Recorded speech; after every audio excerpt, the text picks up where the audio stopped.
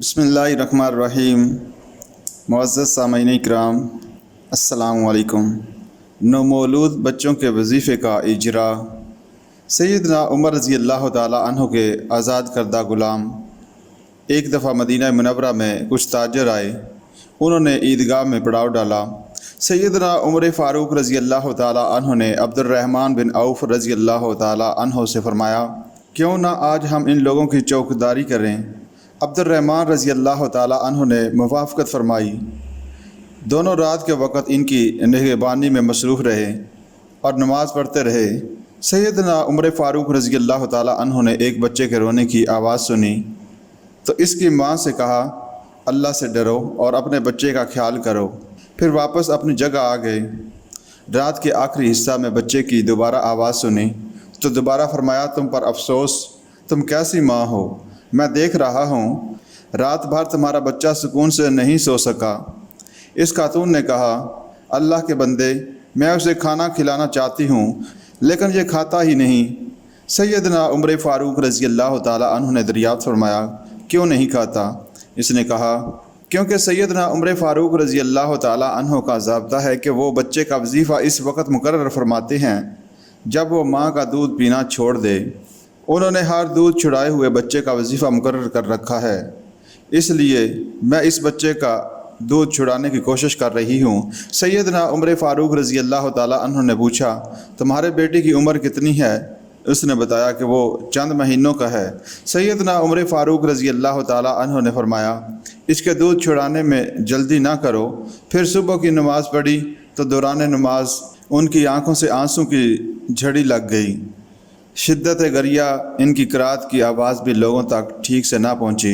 بعد ازاں فرمایا، اے عمر، تیرا برا ہو، تیری وجہ سے کتنے مسلمانوں کے بچے ہلاکت کو جا پہنچے، یعنی ان سے فیاضی کا سلوک نہیں کیا گیا۔ پھر ایک منادی کو حکم دیا کہ وہ اعلان کر دے، لوگوں، اپنے بچوں کا دودھ چھڑانے میں جلد بازی سے کام نہ لو، ہم ہر مسلمان بچے کا وظیفہ مقرر کیے دیتے ہیں۔ یہ حکم نامہ انہوں نے پوری اسلامی ریاست کے احکام کو ارسال کر دیا۔ قارئین کرام، سیدنا عمر فاروق رضی اللہ تعالی عنہ کے دور خلافت کا معاشرہ کتنا بلند پایا تھا۔ وقت کے سب سے بڑے فرمانروا نے انصاف کو کس معراج تک پہنچا دیا تھا، جس کے سبب ہر مسلمان بچے کا نام وظیفہ پانے والوں کی فہرست میں لکھا گیا اور بیت المال سے اس کا حصہ مقرر ہو گیا، کیونکہ بیت المال پر تمام مسلمانوں کا یکساں حق ہے۔ اس کا تمام تر ذمہ دار وہ شخص ہے جسے لوگوں نے اس کا امین اور نگران مقرر کیا ہے، لہٰذا اس کے لیے قطعاً جائز نہیں کہ وہ بیت المال کا کوئی پیسہ ناحق خرچ کرے یا کسی مستحق کا وظیفہ بند کرے یا روک لے۔ یتیموں کی خبر گیری۔ عہد فاروقی میں یتیموں کی پرورش بڑے اعلیٰ طریقے سے کی جاتی تھی۔ اگر ان کی جائیداد ہوتی تو اس کی حفاظت کا نہایت عمدہ انتظام کرتے تھے اور اکثر تجارت کے ذریعے سے اس کو ترقی دیتے رہتے تھے۔ ایک دفعہ حکم بن ابی العاص سے فرمایا، میرے پاس یتیموں کا جو مال جمع ہے وہ زکوٰۃ نکالنے کی وجہ سے گھٹتا جا رہا ہے، تم اس کو تجارت میں لگاؤ اور جو نفع ہو اس کی ادائیگی کرو۔ 10,000 کی رقم ان کے حوالے کی۔ انہوں نے اسے تجارت میں لگایا اور رقم بڑھتے بڑھتے 1 لاکھ تک جا پہنچی۔ سیدنا عمر فاروق رضی اللہ تعالی عنہ کے خاتم بیان کرتے ہیں، ایک دفعہ میں سیدنا عمر فاروق رضی اللہ تعالی عنہ کے ساتھ رات کو گشت کر رہا تھا۔ سیدنا عمر فاروق رضی اللہ تعالی عنہ تھک گئے، آدھی رات سے زیادہ وقت گزر چکا تھا۔ وہ کچھ دیر سستانے کے لیے ایک دیوار سے ٹیک لگا کر کھڑے ہو گئے۔ اچانک ایک عورت کی آواز سنائی دی۔ وہ اپنی بیٹی سے کہہ رہی تھی، دودھ میں کچھ پانی ملا دو۔ لڑکی نے کہا، اماں جان، کیا آپ کو امیر المومنین کے حکم کا علم نہیں ہے؟ ماں نے پوچھا، وہ کیا ہے؟ بیٹی نے کہا، ان کی طرف سے اعلان ہوا ہے کہ آئندہ کوئی شخص دودھ میں پانی نہ ملائے۔ ماں نے کہا، تم دودھ میں پانی ملا دو، یہاں نہ عمر فاروق رضی اللہ تعالی عنہ دیکھ رہے ہیں نہ اعلان کرنے والا۔ اس لڑکی نے کہا، نہیں اماں جان، اللہ کی قسم ہرگز نہیں ہو سکتا ہے کہ میں لوگوں کے سامنے تو ان کی اطاعت کروں اور علیحدگی میں نافرمانی کروں۔ سیدنا عمر فاروق رضی اللہ تعالی عنہ یہ ساری باتیں غور سے سن رہے تھے۔ خادم سے فرمایا، اس دروازے پر علامتی نشان لگاؤ اور اس جگہ کو یاد رکھو۔ پھر آگے چل دیے۔ صبح کے وقت سیدنا عمر فاروق رضی اللہ تعالی عنہ نے खादम को भेजा और हुक्म दिया, खबर लाओ कि कहने वाली कौन थी और जिससे बात की गई वो कौन थी, और मालूम करो कि क्या वो लड़की शादीशुदा है। खादम ने बयान किया, मैं वहाँ पहुँचा, मालूम हुआ कि वो लड़की गैर शादीशुदा है। इसका नाम उम्मे अम्मारा बिनते सफ़ियान बिन अब्दुल्ला बिन रबिया सकफ़ी है। जिससे गुफ्तगू हुई वो इसकी माँ थी। मैंने आकर सैयदना उमर फ़ारूक रज़ी अल्लाह ताला अन्हु को मुकम्मल रिपोर्ट दे दी। सैयदना उमर फ़ारूक रज़ी अल्लाह ताला अन्हु ने अपने तमाम बेटों को जमा किया और पूछा, क्या तुम में से कोई शादी करना चाहता है ताकि मैं इसकी शादी इस लड़की से करूं? अगर तुम्हारे बाप को औरत की हाजत होती तो वो इस लड़की से शादी करने में पहल करता। अब्दुल्ला और अब्दुर्रहमान दोनों ने अर्ज़ किया, हमारी बीवियां तो मौजूद हैं। आसिम ने अर्ज़ किया, अब्बा जान मेरी बीवी नहीं है, इस लड़की की शादी मुझसे कर दीजिए। सैयदना उमर फ़ारूक रज़ी अल्लाह ताला अन्हु ने इस लड़की की तरफ पैगाम निकाह भेजा और अपने बेटे आसिम की शादी इससे कर दी। इस नेक लड़की से एक बेटी पैदा हुई जिसका नाम लैला उम्मे आसिम रखा गया। इसकी शादी अब्दुल अज़ीज़ बिन मरवान से हुई और इनके वतन से मशहूर खलीफा उमर बिन अब्दुल अज़ीज़ रहमतुल्लाह अलैहि पैदा हुए। अमीरुल मोमिनीन अपने दोस्त को बेटे की खुशखबरी सुनाइए। सामईन, सैयदना उमर रज़ी अल्लाह ताला अन्हु रात के वक़्त गश्त पर थे। उनका गुज़र मदीने की एक कुशादा जगह से हुआ। वहाँ उन्होंने बालों का बना हुआ एक खैमा देखा जो पहले वहाँ नहीं था। आगे बढ़े तो इस खैमे से एक औरत के रोने की आवाज़ सुनाई दी। वहाँ एक आदमी को भी बैठे देखा। सैयदना उमर फ़ारूक रज़ी अल्लाह ताला अन्हु ने उसे सलाम किया और दरियाफ़्त फरमाया, तुम कौन हो? इसने कहा, मैं एक बादिया नशीन हूँ, मैं अमीरुल मोमिनीन की तरफ से आया हूँ ताकि इनकी मेहरबानी से फ़ायदा उठाऊँ। सैयदना उमर फ़ारूक रज़ी अल्लाह ताला अन्हु ने पूछा, इस घर से आने वाली रोने की आवाज़ किसकी है? उसने जवाब दिया, अल्लाह ताला आप पर रहमत फरमाए, उसे आपकी मदद की ज़रूरत है। सैयदना उमर फ़ारूक रज़ी अल्लाह ताला अन्हु ने फरमाया, मैं तैयार हूँ, मगर हम इसकी कैसे मदद कर सकते हैं? रोने वाली औरत मेरी अहलिया है और दर्जा में मुब्तला है। इसने जवाब दिया। सैयदना उमर फ़ारूक रज़ी अल्लाह ताला अन्हु ने पूछा, क्या इसके पास कोई खातून है? उसने कहा, नहीं। सैयदना उमर फ़ारूक रज़ी अल्लाह ताला अन्हु फ़ौरन वापस घर पहुँचे। अपनी बीवी सैयदा उम्मे कुलसूम बिनते अली रज़ी अल्लाह ताला अन्हु से फरमाया, अल्लाह ने तेरे लिए बड़ा अजर सवाब का मौका पैदा कर दिया है, क्या तू उसे हासिल करना चाहती है? उम्मे कुलसूम रज़ी अल्लाह ताला अन्हु ने अर्ज़ किया, जी हाँ, मगर मामला क्या है?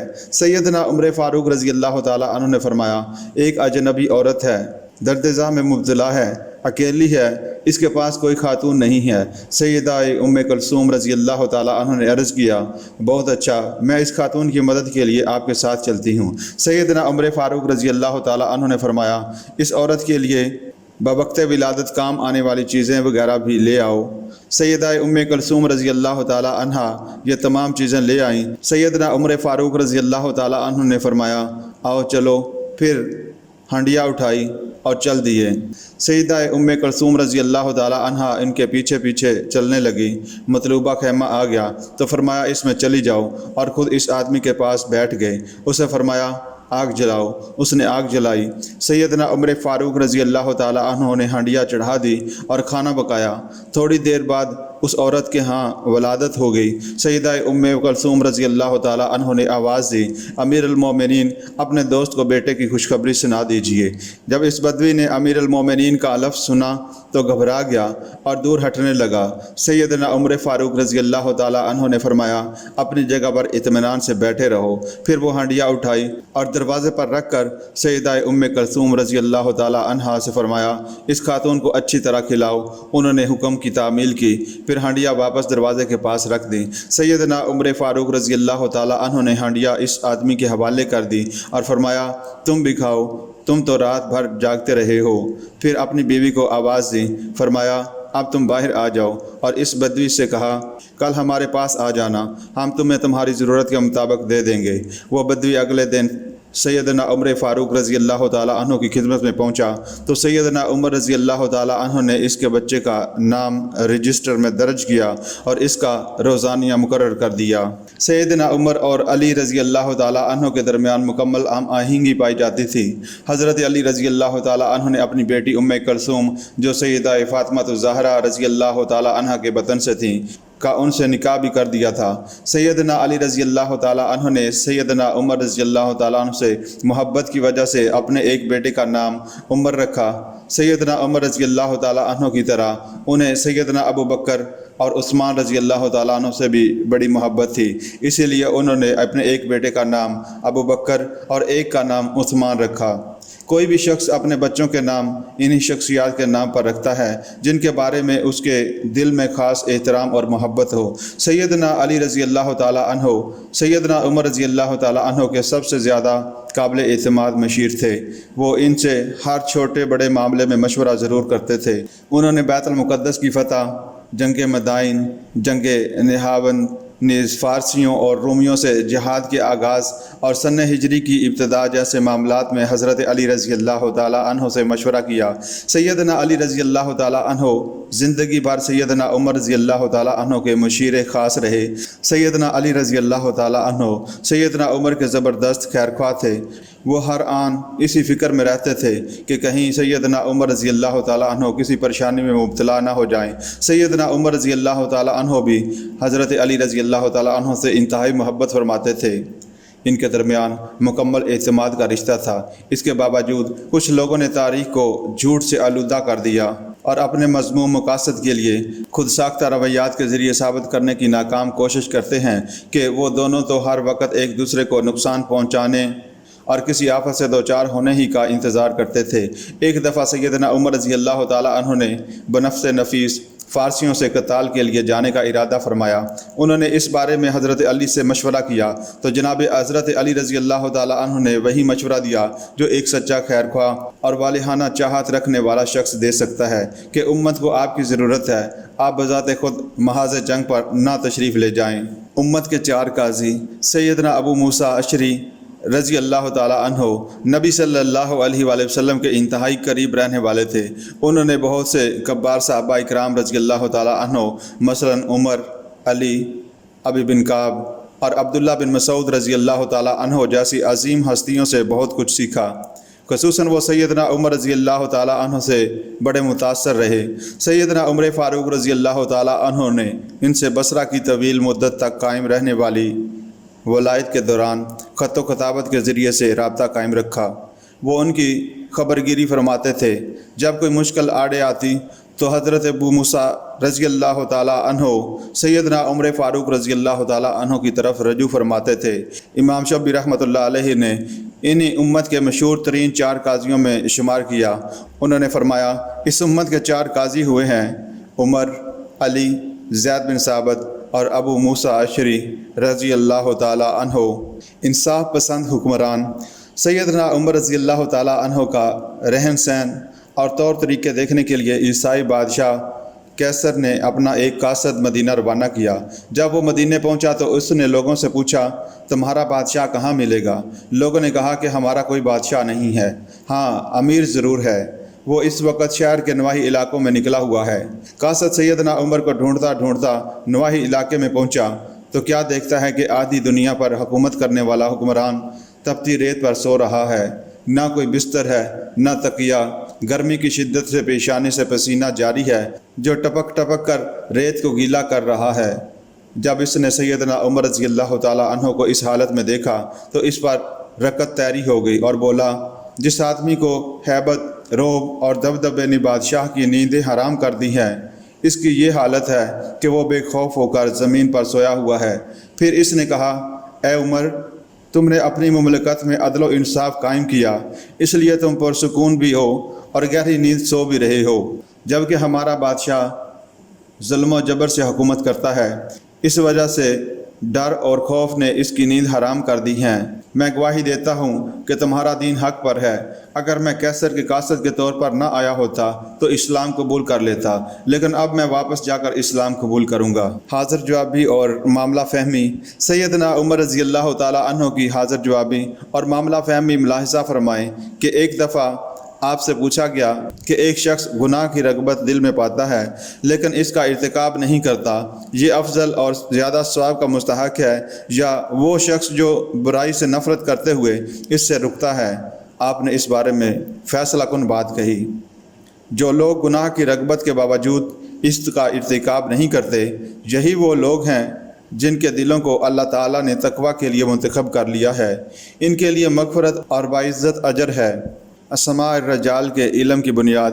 ایک دفعہ ابو موسیٰ اشعری رضی اللہ تعالیٰ عنہ سیدنا عمر رضی اللہ تعالیٰ عنہ کے دروازے پر تشریف لائے اور 3 مرتبہ سلام کیا۔ سیدنا عمر مصروف تھے، ابو موسیٰ رضی اللہ تعالیٰ عنہ کو اجازت نہ ملی تو واپس چلے گئے۔ سیدنا عمر اپنی مصروفیت سے فارغ ہوئے تو فرمایا، مجھے عبداللہ بن قیس رضی اللہ تعالیٰ عنہ کی آواز سنائی دی تھی، اسے آنے کی اجازت دو۔ سیدنا عمر رضی اللہ تعالیٰ عنہ کو بتایا گیا کہ وہ تو واپس چلے گئے۔ سیدنا عمر رضی اللہ تعالیٰ عنہ نے انہیں بلا بھیجا، وہ آئے تو ان سے واپس چلے جانے کی وجہ پوچھی۔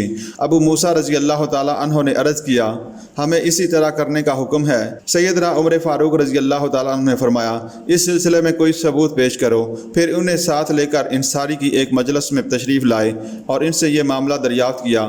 انہوں نے کہا، اس مسئلے پر ہمارا سب سے کم عمر آدمی گواہی دے گا۔ ابو سعید رضی اللہ تعالیٰ عنہ کھڑے ہو گئے، انہوں نے کہا، جی ہاں، ہمیں اس طرح حکم ہے۔ یہ سن کر سیدنا عمر فاروق رضی اللہ تعالیٰ عنہ نے فرمایا، میں بازاروں میں کاروبار کے لیے بہت مصروف رہتا تھا، اس لیے مجھے رسول اللہ صلی اللہ علیہ وآلہ وسلم کا یہ فرمان معلوم نہ ہو سکا۔ دوسروں کی رائے کا احترام۔ سیدنا عمر رضی اللہ تعالیٰ عنہ کی حسن تدبیر سے امت کو جو کامیابی حاصل ہوئی، اس کا ثبوت حضرت عبداللہ بن عباس رضی اللہ تعالیٰ عنہ کی اس روایت سے ملتا ہے، جس میں انہوں نے بیان کیا، میں مہاجرین کی ایک جماعت کو قرآن پڑھاتا تھا۔ اس جماعت میں عبد الرحمن بن عوف رضی اللہ تعالیٰ عنہ بھی تھے۔ میں منہا میں عبد الرحمن بن عوف رضی اللہ تعالیٰ عنہ کی رہائش گاہ پر ان کا منتظر تھا، جبکہ عبد الرحمن بن عوف حج کے موقع پر سیدنا عمر فاروق رضی اللہ تعالیٰ عنہ کے ساتھ تھے۔ یہ سیدنا عمر فاروق رضی اللہ تعالیٰ عنہ کا آخری حج تھا۔ اسی دوران عبد الرحمن بن عوف واپس آئے اور کہنے لگے، ابن عباس، کاش تو دیکھتا، آج ایک آدمی امیر المومنین کے پاس آیا۔ اس نے کہا، امیر المومنین، کیا آپ نے فلاں آدمی کی بات سنی؟ وہ کہہ رہا تھا کہ اگر عمر فوت ہو جائیں تو میں فلاں آدمی کے ہاتھ پر بیعت کر لوں گا۔ سیدنا ابو بکر رضی اللہ تعالیٰ عنہ کی بیعت بھی تو اسی طرح اچانک شروع ہوئی اور مکمل ہو گئی تھی۔ سیدنا عمر رضی اللہ تعالیٰ عنہ نے یہ بات سنی تو طیش میں آ گئے اور فرمایا، میں آج شام لوگوں سے خطاب کروں گا اور جو افراد لوگوں کے حقوق غصب کرنا چاہتے ہیں ان کی گوشمالی کروں گا۔ اس پر عبد الرحمن رضی اللہ تعالیٰ عنہ نے کہا کہ میں امیر المومنین سے عرض کیا، نہیں امیر المومنین، آپ ایسا نہ کیجئے، کیونکہ یہ حج کا موسم ہے، یہاں کنزین اور نچلے طبقے سے تعلق رکھنے والے لوگ بھی آئے ہوئے ہیں اور آپ کے خطاب کے دوران اکثریت انہی لوگوں کی ہوگی۔ مجھے ڈر ہے کہ یہ لوگ آپ کی بات کا غلط مطلب اخذ کریں گے اور اسے آگے نشر کر دیں گے۔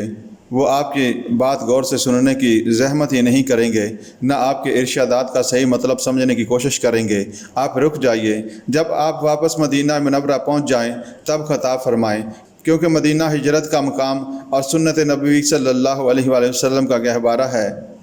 وہاں علماء اور اہل دانش کے مجالس بلائیے، پھر اپنے دل کی بات کہیے، اہل علم آپ کی بات غور سے سنیں گے اور اس کا درست مطلب اخذ کریں گے۔ سیدنا عمر فاروق رضی اللہ تعالیٰ عنہ نے اس رائے سے اتفاق کیا اور فرمایا، اللہ کی قسم، میں مدینے پہنچتے ہی پہلی فرصت میں یہی کام کروں گا۔ دین اور دنیا ساتھ ساتھ۔ سیدنا عمر رضی اللہ تعالیٰ عنہ نے اپنے اعمال کے بارے میں ارشاد فرمایا، میں فاجروں کی صلاحیتوں اور نیک لوگوں کی بے ہنری اور کم فہمی کے معاملے کی اللہ ہی سے شکایت کرتا ہوں، یعنی میں انتہائی متقی اور پرہیزگار لوگوں کو ہی منصب دینا چاہتا ہوں، مگر ان میں معاملہ فہمی اور حالات کو کنٹرول کرنے کی مطلوبہ صلاحیت نہیں ہوتی۔ مجبوراً مجھے ایسے لوگوں کو عامل مقرر کرنا پڑتا ہے جو نیکی اور تقوی میں ان سے کہیں کم ہوتے ہیں۔ مثلاً مزید فرمایا، جو شر کو جانتا ہی نہیں، اس کے شر میں مبتلا ہونے کا زیادہ امکان ہے۔ مزید فرمایا، میں دغا باز نہیں ہوں، نہ کوئی دغا باز مجھے دھوکہ دے سکتا ہے۔ مزید فرمایا، اللہ پاک اپنے بندوں کو جس چیز کا حکم دیتا ہے اس پر ان کی اعانت بھی فرماتا ہے، اور جس کام سے منع فرماتا ہے اس سے بچنے کی توفیق بھی عطا فرماتا ہے۔ سیدنا عباس بن عبد المطلب رضی اللہ تعالیٰ عنہ کا احترام۔ فاروق اعظم رضی اللہ تعالیٰ عنہ نے لوگوں کو نبی صلی اللہ علیہ وآلہ وسلم کے چچا عباس رضی اللہ تعالیٰ عنہ کی فضیلت سے آگاہ کیا اور انہیں احساس دلایا کہ عباس رضی اللہ تعالیٰ عنہ کتنے محترم اور کس قدر بلند رتبہ انسان ہیں۔ یہ نظارہ اس وقت دکھائی دیا جب عام الرمادت میں سیدنا عمر رضی اللہ تعالیٰ عنہ نے بارش کے لیے سیدنا عباس رضی اللہ تعالیٰ عنہ سے اللہ کے حضور دعا کرائی۔ سیدنا عمر رضی اللہ تعالیٰ عنہ حلفاً کہا کرتے تھے، مجھے عباس رضی اللہ تعالیٰ عنہ کا مسلمان ہونا اپنے باپ کے مسلمان ہونے سے زیادہ عزیز ہے۔ اگر وہ مسلمان ہو جاتا، کیونکہ اللہ کے رسول صلی اللہ علیہ وآلہ وسلم کو عباس رضی اللہ تعالیٰ عنہ کا مسلمان ہونا بہت محبوب تھا۔ سیدنا سعید بن ابی وقاص رضی اللہ تعالیٰ عنہ فرماتے ہیں، میں نے ابن عباس رضی اللہ تعالیٰ عنہ سے پڑھ کر کسی کو حاضر جواب، ذہین، زیادہ علم والا اور زیادہ بردبار نہیں پایا۔ میں نے سیدنا عمر فاروق رضی اللہ تعالیٰ عنہ کو بڑے کٹھن مسائل میں انہی کو بلاتے دیکھا۔ جب ابن عباس رضی اللہ تعالیٰ عنہ آ جاتے تو سیدنا عمر فاروق رضی اللہ تعالیٰ عنہ فرماتے، میرے روبرو ایک کٹھن مسئلہ آن پڑا۔ جب ابن عباس رضی اللہ تعالیٰ عنہ اس کا حل پیش فرماتے تو سیدنا عمر فاروق رضی اللہ تعالیٰ عنہ اسے قبول فرما لیتے تھے۔ سیدنا عمر فاروق رضی اللہ تعالیٰ عنہ کے ارد گرد اکثر بدری مہاجرین اور انصار ہوتے تھے۔ سیدنا عمر رضی اللہ تعالیٰ عنہ سب کو مخاطب کر کے فرمایا کرتے تھے، یہ پختہ فکر نوجوان ہے، اس کے پاس سوال کرنے کا سلیقہ اور بہت فہم و فراست والا دل ہے۔ عہد فاروقی میں علم کے سرچشمے، وہ علمی مدارس جن کی بنیاد مفتوحہ علاقوں میں سیدنا عمر فاروق رضی اللہ تعالیٰ عنہ کی وساطت سے رکھی گئی، لوگوں کی تعلیم و تربیت کے حوالے سے ان کا عظیم کردار سامنے آیا۔ شامی مدرسہ حضرت معاذ رضی اللہ تعالیٰ عنہ، ابو دردہ رضی اللہ تعالیٰ عنہ اور عبادہ بن صامت رضی اللہ تعالیٰ عنہ جیسے صحابہ کرام رضی اللہ تعالیٰ عنہ کی مساحی جمیلہ سے پروان چڑھا۔ حضرت ابو دردہ رضی اللہ تعالیٰ عنہ کا دمشق میں ایک عظیم الشان حلقہ قائم تھا۔ اس میں تقریباً 1600 افراد شریک ہوتے تھے۔ لوگ 10-10 افراد کی ٹولیوں میں بٹے ہوئے تھے اور نہایت شوق سے قرآن پڑھتے تھے۔ ان میں ایک دوسرے سے بڑھ کر اچھا پڑھنے کا مقابلہ ہوتا تھا۔ حضرت ابو دردہ رضی اللہ تعالیٰ عنہ ان کے پاس کھڑے ہو کر حروف قرآن کے متعلق تعلیم دیتے۔ سیدنا عبداللہ بن مسعود رضی اللہ تعالیٰ عنہ نے اللہ کے دین کی دعوت عام کرنے کے لیے ایک ایسی خصوصی جماعت تیار کر دی جو دینی مسائل کے ادراک میں ممتاز مقام رکھتی تھی۔ ابن مسعود رضی اللہ تعالیٰ عنہ کا نہ صرف اپنے شاگردوں کے دلوں میں زبردست احترام تھا، بلکہ بعد میں آنے والے لوگوں میں بھی ان کے اثرات جلوہ گر ہوتے رہے۔ سیدنا عمر رضی اللہ تعالیٰ عنہ کے علم کے بے حد معترف تھے۔ زید بن وہب بیان کرتے ہیں، کچھ لوگوں کے ساتھ سیدنا عمر رضی اللہ تعالیٰ عنہ کی مجلس میں بیٹھا تھا۔ ایک کمزور سا دبلا پتلا آدمی آیا۔ سیدنا عمر فاروق رضی اللہ تعالیٰ عنہ نے اس کی طرف دیکھا تو ان کا چہرہ خوشی سے چمکنے لگا۔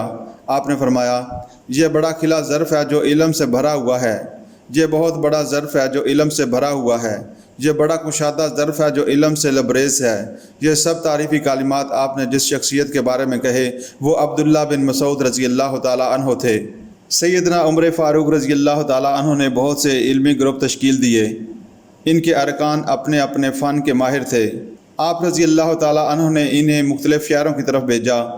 بڑھتی ہوئی فتوحات کے پیش نظر تمام امراء اور جنگی کمانڈروں کو حکم دیا کہ وہ تمام مفتوحہ علاقوں میں سب سے پہلے مساجد کا قیام عمل میں لائیں تاکہ ان کے ذریعے اسلامی کلچر عام ہو جائے اور مقامی لوگ اسلام کی تعلیمات سے کماحقہ آگاہ ہو جائیں۔ اس طرح یہ مساجد علم و معرفت کا مرکز بن جائیں۔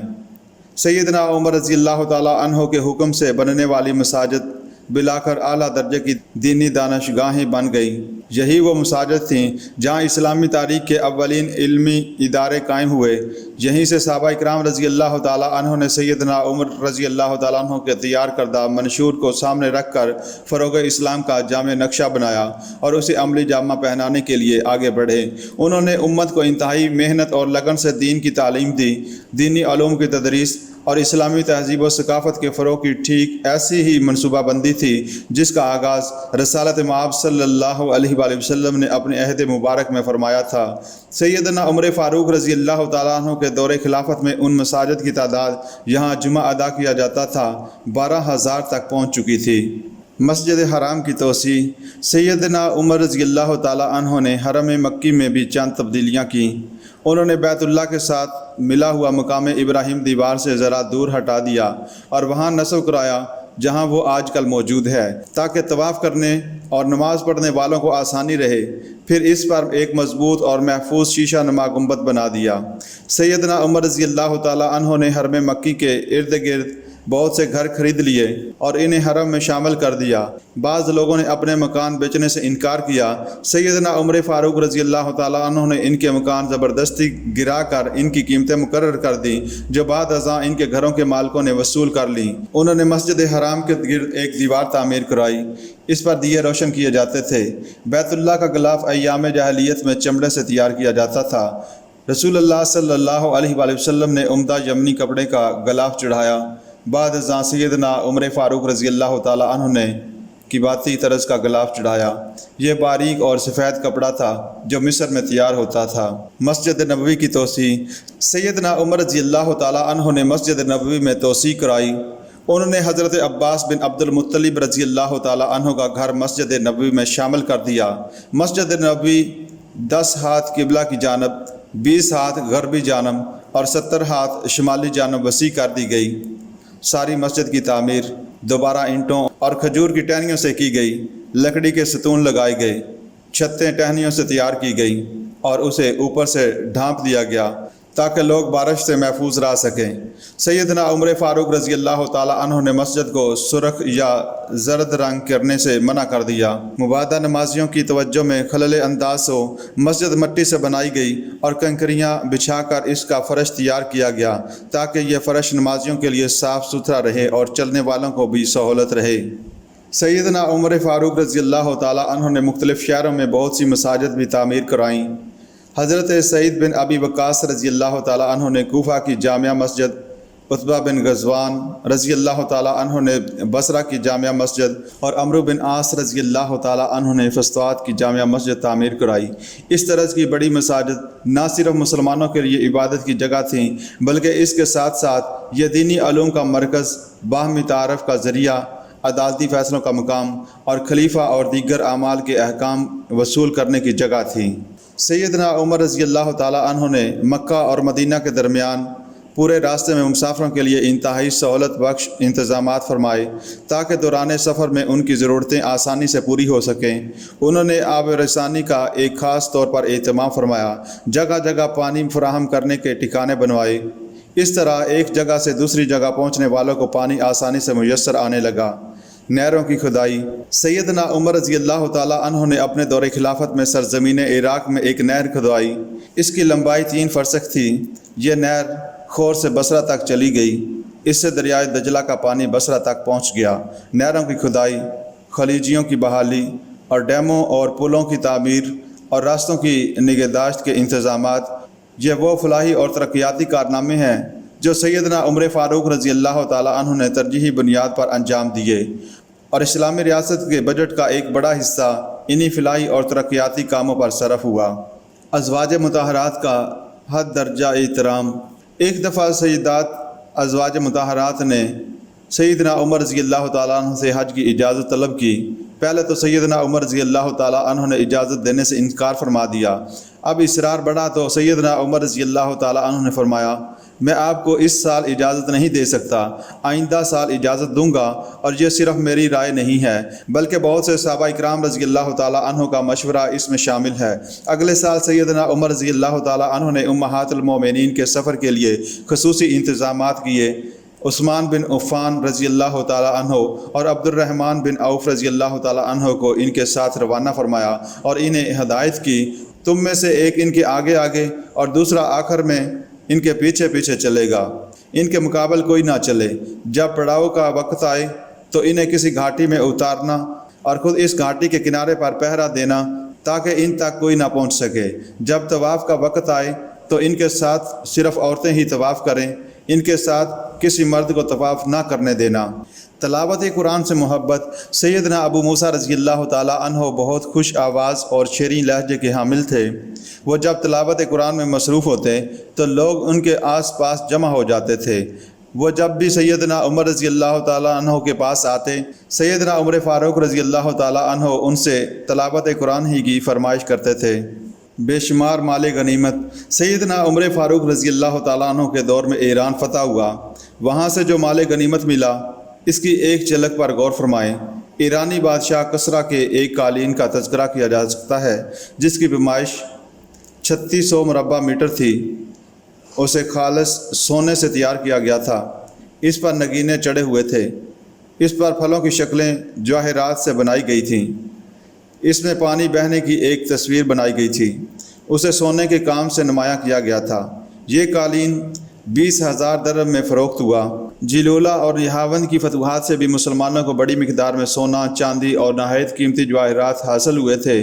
صرف جلولہ ہی کے مال غنیمت کا خمس 60 لاکھ درہم تھا۔ امت کی پریشانیوں کا احساس۔ سیدنا عمر فاروق رضی اللہ تعالیٰ عنہ اس قدرتی آفت سے اس قدر متاثر ہوئے کہ ان کا رنگ ہی بدل گیا۔ ایاز بن خلیفہ فرماتے ہیں، میں نے عام الرمادت میں سیدنا عمر فاروق رضی اللہ تعالیٰ عنہ کو دیکھا، ان کا رنگ سیاہ پڑ گیا تھا۔ حالانکہ وہ عربی نسل تھے، دودھ پیتے اور گھی کھاتے تھے، مگر جب لوگ قحط میں مبتلا ہوئے تو انہوں نے گھی اور دودھ اپنے لیے منع کر لیا۔ وہ مسلسل زیتون کا تیل استعمال کرتے رہے اور بھوک برداشت کرتے رہے۔ اس طرح ان کی صحت بری طرح متاثر ہوئی۔ قحط سالی سے نجات کی دعائیں۔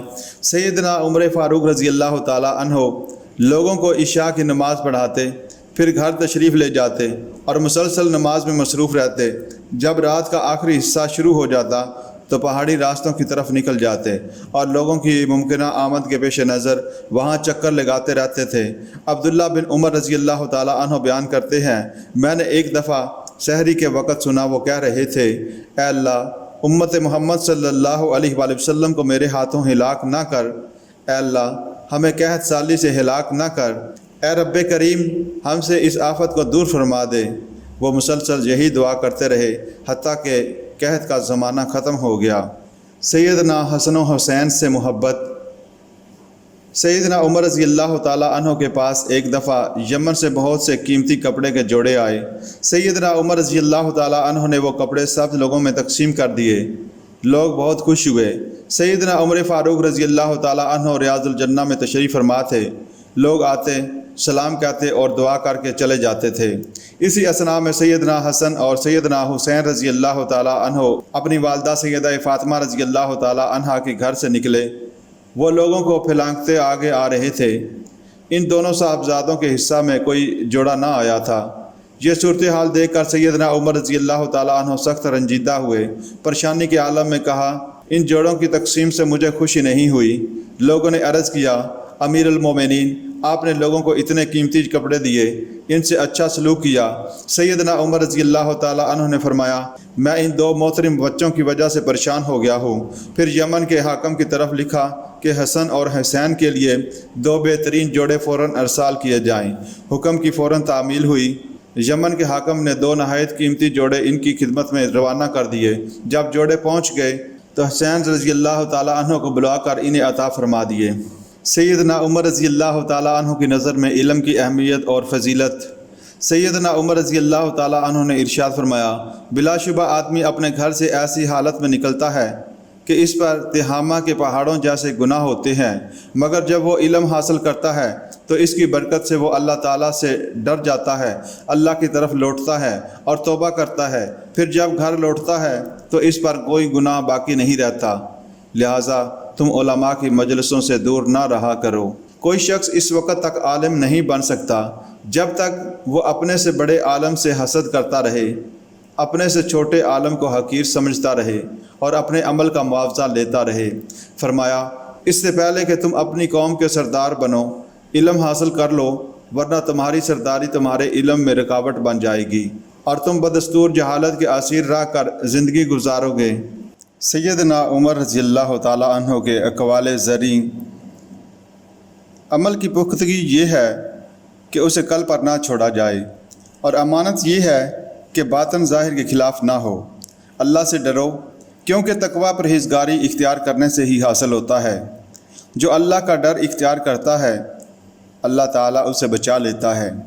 اصل متوکل وہ ہے جو زمین میں بیج بوئے اور پھر اللہ پر توکل کرے۔ ایسا نہ ہو کہ کوئی رزق کی تلاش چھوڑ کر بیٹھ جائے اور کہے، اے اللہ مجھے رزق عطا فرما۔ آسمان سے سونے چاندی کے سکوں کی بارش نہیں ہوتی، بلکہ اللہ تعالیٰ لوگوں کو ایک دوسرے کے ذریعے سے رزق دیتا ہے۔ سامعین اکرام، آپ ایک دفعہ مسجد نبوی میں نماز کے اوقات کے علاوہ داخل ہوئے تو نوجوانوں کی ایک ٹولی کو دیکھا جو ذکر اذکار میں مصروف تھی۔ ان کی طرف اپنا درہ لہرایا اور کہا، جاؤ جا کر بازار میں محنت مزدوری کرو، اور پھر اپنا یہ تاریخی جملہ ارشاد فرمایا، آسمان سے سونے اور چاندی کی بارش نہیں ہوا کرتی، جاؤ اللہ کا فضل تلاش کرو، کبھی کبھی ننگے پاؤں بھی چلا کرو اور جوتے پہن کے بھی، کیونکہ تم نہیں جانتے کہ سختی کب آ پہنچے۔ آپ کے سامنے قریش کے چند نوجوانوں کا تذکرہ ہوا جنہوں نے اپنا مال ضائع کر لیا تھا۔ آپ نے فرمایا، کسی کا ہنر مند ہونا مجھے اس کے محتاج ہونے سے زیادہ عزیز ہے۔ نیز فرمایا، ہنر جس کے ذریعے سے گزر بسر کی جائے مانگنے سے کہیں بہتر ہے۔ سیدنا عمر رضی اللہ تعالیٰ عنہ کی فتوحات پر اہل فارس کا رد عمل۔ اہل فارس کے خلاف اہل عرب کو حاصل ہونے والی فتوحات کے رد عمل میں اہل فارس کے سردار سر جوڑ کر بیٹھ گئے۔ انہوں نے رستم اور فرزان سے کہا، تمہارے باہمی اختلافات نے اہل فارس کو انتہائی کمزور کر دیا ہے اور دشمنوں کو اہل فارس پر غالب آنے کی حرص اور امید دلائی۔ سپہ سالاروں، یہ سب کچھ تمہاری وجہ سے ہوا۔ تم نے اہل فارس کو تقسیم کر رکھا ہے، انہیں دشمن کے مقابلے میں کمزور کر دیا ہے۔ اب تمہیں اہل فارس تمہاری موجودہ سوچ پر کاربند نہیں رہنے دیں گے، وہ ہلاکت کو گلے نہیں لگائیں گے۔ تم صرف یہ چاہتے ہو کہ ہم پر مصیبت نازل ہو اور ہم سب ختم ہو جائیں۔ اب بغداد، سبات اور تقرید کے بعد پائے تخت مدائن ہی رہ گیا ہے۔ یا تو تم اپنے اختلافات ختم کر کے ایک ہو جاؤ، ورنہ پھر دشمن کے خوش ہونے سے پہلے ہی ہم تمہیں ختم کر دیں گے۔ اگر تمہیں قتل کرنے سے ہمارے بچاؤ کا کوئی امکان ہوتا تو ہم تمہیں قتل کرنے میں ذرا بھی دیر نہ کرتے، لیکن اگر تم اپنے اختلافات سے باز نہ آئے تو پہلے ہم تمہیں قتل کریں گے اور بعد میں خود بھی ختم ہو جائیں گے۔ اس طرح کم سے کم ہمیں یہ تسلی ہوگی کہ ہم نے تم سے نجات حاصل کر لی ہے۔ ایسا پیٹ جو جہنم میں لے جائے۔ سیدنا عمر رضی اللہ تعالیٰ عنہ اپنے گھر میں اس حالت میں داخل ہوئے کہ آپ کو شدید بھوک لگی ہوئی تھی۔ انہوں نے گھر والوں سے کہا، تمہارے پاس کچھ کھانے کو ہے؟ ان کی بیوی نے کہا، چارپائی کے نیچے کچھ کھانا ہے۔ انہوں نے اپنا ہاتھ بڑھا کر تشت پکڑا جس میں کھجوریں تھیں۔ عمر رضی اللہ تعالیٰ عنہ نے کھجوریں تناول کیں اور پانی پیا، پھر اپنے پیٹ پر ہاتھ پھیر کر کہنے لگے، اس شخص کے لیے ہلاکت ہو جسے اس کا پیٹ آگ میں لے جائے، یعنی وہ پیٹ بھرنے کے لیے حلال و حرام میں تمیز نہ کرے۔ زندگی ایک سفر۔ ایک دفعہ سیدنا عمر رضی اللہ تعالیٰ عنہ ابو درداء رضی اللہ تعالیٰ عنہ سے ملاقات کے لیے گئے۔ ابو درداء نے انہیں پوچھا، کیا آپ کو وہ حدیث یاد ہے جو اللہ کے رسول صلی اللہ علیہ وآلہ وسلم نے بیان کی تھی؟ انہوں نے پوچھا، کون سی حدیث؟ ابو درداء رضی اللہ تعالیٰ عنہ نے بتایا کہ آپ صلی اللہ علیہ وآلہ وسلم کا فرمان ہے، تم میں سے کسی کے پاس گزر اوقات کے لیے اتنا سا مال و منال ہونا چاہیے جتنا ایک مسافر کے پاس زاد راہ ہوتا ہے۔ انہوں نے کہا، جی ہاں مجھے معلوم ہے۔ ابو درداء رضی اللہ تعالیٰ عنہ نے پوچھا، عمر اس کے بعد پھر ہم نے کیا کیا؟ نبی کریم صلی اللہ علیہ وآلہ وسلم کی رحلت کے بعد ان کے اس فرمان کو کہاں تک یاد رکھا؟ دونوں حضرات اسی طرح صبح تک رو رو کر باتیں کرتے رہے۔ جنت کی خوشخبری۔ سیدنا ابو موسیٰ اشعری رضی اللہ تعالیٰ عنہ بیان کرتے ہیں، میں اپنے گھر سے باوضو ہو کر نکلا۔ میں نے اپنے دل میں ارادہ کیا کہ آج سارا دن رسول اللہ صلی اللہ علیہ وآلہ وسلم کے ساتھ رہوں گا۔ میں مسجد میں آیا اور رسول اللہ صلی اللہ علیہ وآلہ وسلم کے بارے میں دریافت کیا۔ مجھے بتایا گیا کہ رسول اللہ صلی اللہ علیہ وآلہ وسلم اس طرف نکلے ہیں، جس طرف انہوں نے اشارہ کیا میں اسی طرف لوگوں سے آپ کے بارے میں پوچھتا ہوا نکل پڑا۔ رسول اللہ صلی اللہ علیہ وآلہ وسلم قباء کے قریب ایک باغ بیراریس میں داخل ہو گئے۔ میں دروازے کے قریب بیٹھ گیا۔ باغ کا دروازہ کھجور کی ٹہنیوں سے بنا تھا۔ میں دروازے پر بیٹھا رہا یہاں تک کہ رسول اللہ صلی اللہ علیہ وآلہ وسلم قضائے حاجت سے فارغ ہوئے اور آپ صلی اللہ علیہ وآلہ وسلم نے وضو کیا۔ میں آپ کے پاس پہنچا تو آپ صلی اللہ علیہ وآلہ وسلم کنویں کے کنارے پر بیٹھ چکے تھے۔ آپ صلی اللہ علیہ وآلہ وسلم نے اپنی پنڈلیوں سے کپڑا ہٹا کر اپنے پاؤں مبارک کنویں کے پانی میں لٹکائے ہوئے تھے۔ میں نے رسول اللہ صلی اللہ علیہ وآلہ وسلم کو سلام کیا اور پھر دروازے کے قریب ہو کر بیٹھ گیا اور اپنے آپ سے کہنے لگا کہ آج میں رسول اللہ صلی اللہ علیہ وآلہ وسلم کا چوکیدار ہوں۔ اتنے میں ابو بکر رضی اللہ تعالیٰ عنہ آئے اور انہوں نے دروازے پر دستک دی۔ میں نے پوچھا کون؟ انہوں نے کہا ابو بکر۔ میں نے کہا ذرا ٹھہریے، میں رسول اللہ صلی اللہ علیہ وآلہ وسلم کے پاس آیا اور آپ صلی اللہ علیہ وآلہ وسلم کو ابو بکر رضی اللہ تعالیٰ عنہ کی آمد کا بتایا۔ آپ صلی اللہ علیہ وآلہ وسلم نے فرمایا انہیں آنے دیجئے اور ساتھ ہی جنت کی خوشخبری بھی سنا دیجئے۔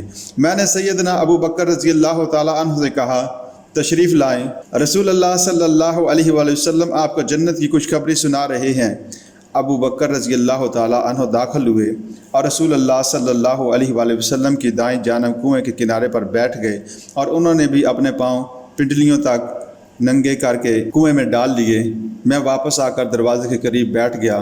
جب میں گھر سے نکلا تھا تب میرا بھائی وضو کر رہا تھا اور وہ بھی میرے پیچھے آنے ہی والا تھا۔ میں نے اپنے دل میں یہ خواہش پائی کہ اگر میرے بھائی کے ساتھ اللہ نے خیر کا ارادہ کیا ہے تو اسے بھی یہاں لے آئے گا۔ اتنے میں ایک اور آدمی نے آواز دی۔ میں نے پوچھا کون؟ جواب ملا عمر بن خطاب۔ میں نے کہا ذرا سا رکیے، میں رسول اللہ صلی اللہ علیہ وآلہ وسلم سے پوچھ کر آتا ہوں۔ میں نے آپ صلی اللہ علیہ وآلہ وسلم کو مطلع کیا تو آپ صلی اللہ علیہ وآلہ وسلم نے فرمایا انہیں آنے دو اور جنت کی خوشخبری سنا دو۔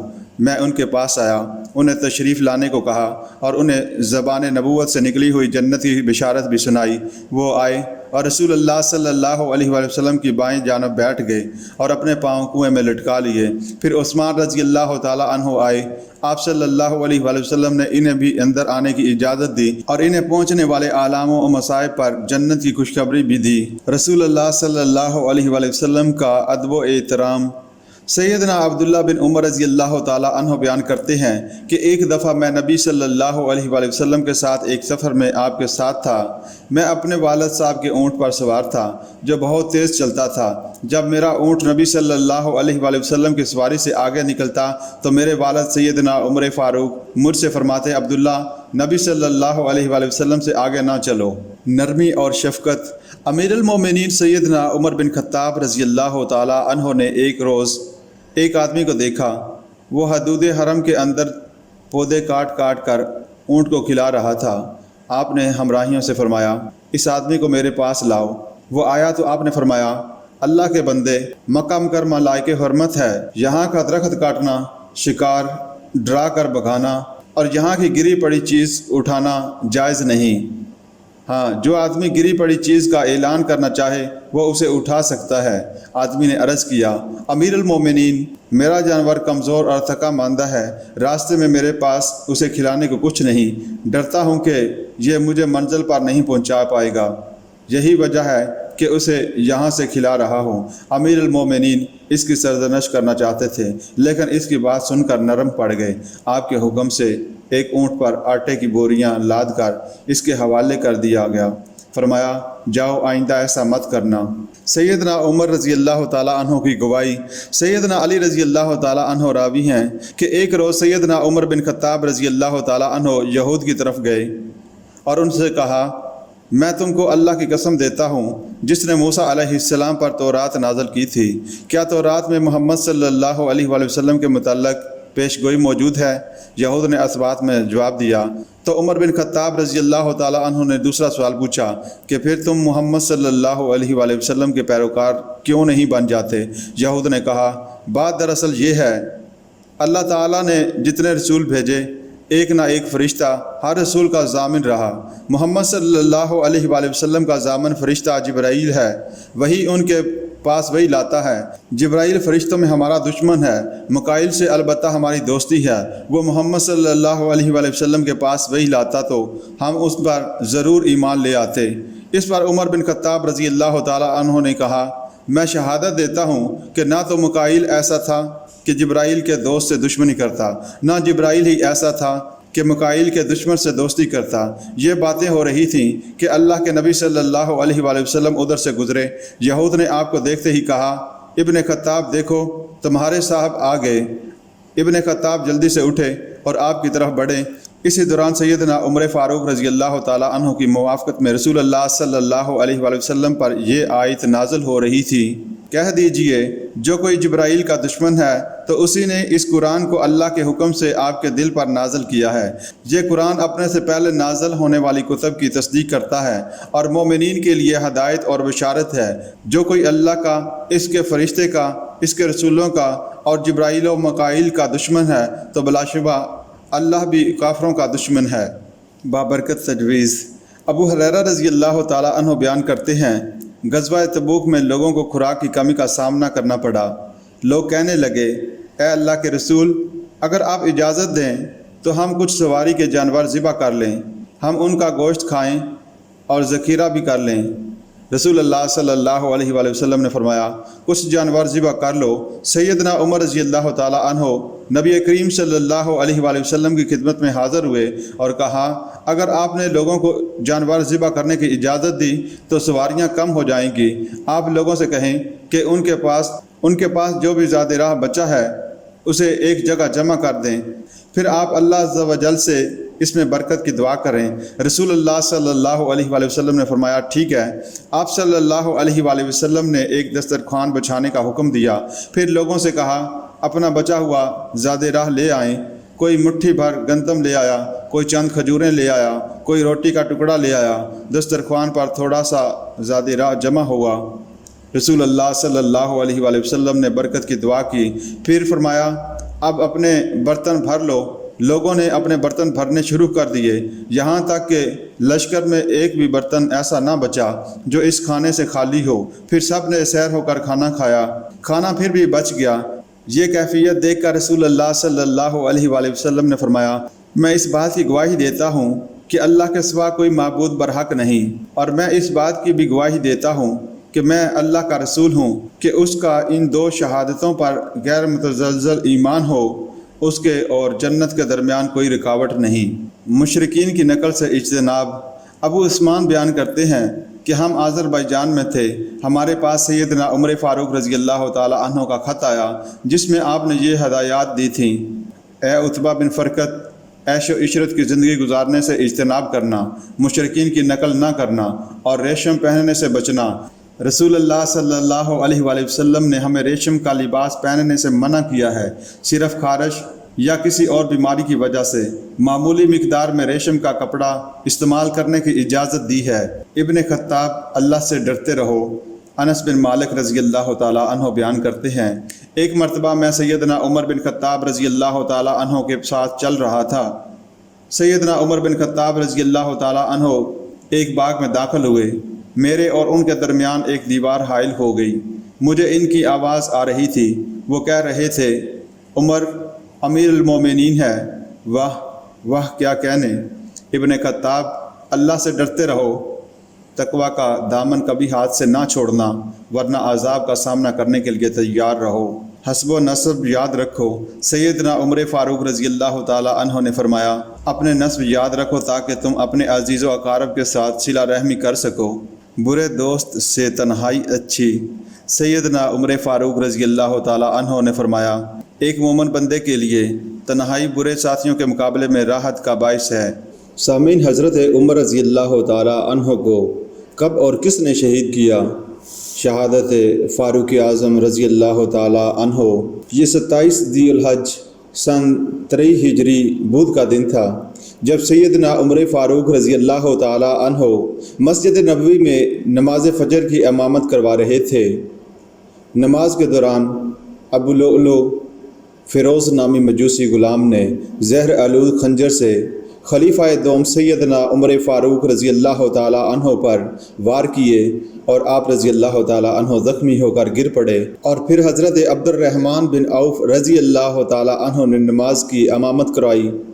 بدبخت قاتل نے مسجد سے بھاگتے ہوئے 13 کے قریب مسلمانوں پر وار کیے، جن میں سے 7 شہید ہو گئے اور بعد میں پکڑے جانے پر خودکشی کر لی۔ آپ رضی اللہ تعالیٰ عنہ کو بے ہوشی کی حالت میں گھر لایا گیا۔